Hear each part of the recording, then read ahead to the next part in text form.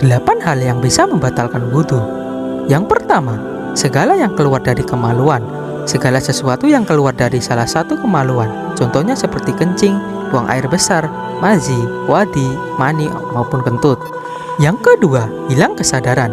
Hilang akal, baik karena gila, pingsan, mabuk, atau disebabkan oleh obat-obatan, baik sedikit maupun banyak, diketahui dari buku fikih sunnah wanita karya Abu Malik Kamal Ibn Sayyid Salim. Kondisi ini disebut lebih berat dibandingkan dengan tidur. Yang ketiga, tidur lelap. Tidur adalah perkara yang membatalkan wudhu. Mayoritas fuqaha sepakat tidur yang menjadi penyebab membatalkan wudhu adalah tidur dalam posisi yang memudahkan keluarnya angin, seperti tidur berbaring dengan posisi miring atau tidur sambil duduk dengan posisi miring pada salah satu pinggang. Yang keempat, menyentuh kemaluan. Menyentuh kemaluan tanpa ada batas, baik itu kemaluan sendiri atau kemaluan orang lain, adalah hal yang membatalkan wudhu.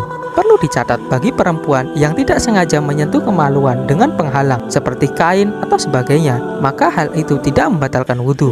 Berikut juga perempuan yang menyentuh kemaluan bayi. Yang kelima, makan daging unta. Menurut Syekh Muhammad Al-Utsaimin dalam buku Syarah Riyadhus Shalihin Jilid 2, memakan daging unta baik dalam keadaan matang maupun mentah dapat membatalkan wudhu. Hal ini didasari dari sabda Rasulullah SAW yang diriwayatkan dari Jabir bin Samurah radhiyallahu an berikut. Ia berkata, ada seorang laki-laki bertanya kepada Rasulullah SAW, apakah saya harus berwudhu karena memakan daging kambing? Beliau menjawab, kalau kamu mau, berwudhulah. Kalau tidak mau, tidak usah. Orang itu bertanya lagi, apakah saya harus berwudhu karena memakan daging unta? Beliau menjawab, ya, berwudhulah karena memakan daging unta. Hadis riwayat Muslim. Yang keenam, darah dan nanah. Mengutip kitab Fiqhul Islam wa Adilatuhu karya Profesor Dr. Wahbah Az-Zuhaili, sesuatu yang keluar tidak melalui dua kemaluan seperti darah, nanah, dan nanah yang bercampur dengan darah bisa membatalkan wudhu dengan syarat. Menurut mazhab, mengalir ke tempat yang wajib disucikan. Bila setetes, 2 tetes tidak diwajibkan berwudhu.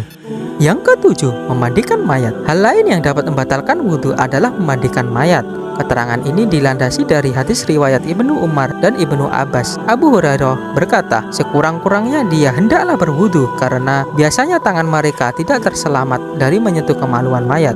Yang kedelapan, ragu. Terakhir, perasaan ragu pada wudhu juga menjadi perkara yang membatalkan wudhu. Ketika seseorang sudah berwudhu namun dirinya ragu, maka diharuskan untuk mengulangnya kembali. Menurut mazhab Maliki, barang siapa yang merasa yakin bahwa dirinya suci kemudian dia ragu tentang terjadinya hadas, maka dia wajib berwudhu. Hal ini juga berlaku ketika dia yakin berhadas dan ragu masih suci.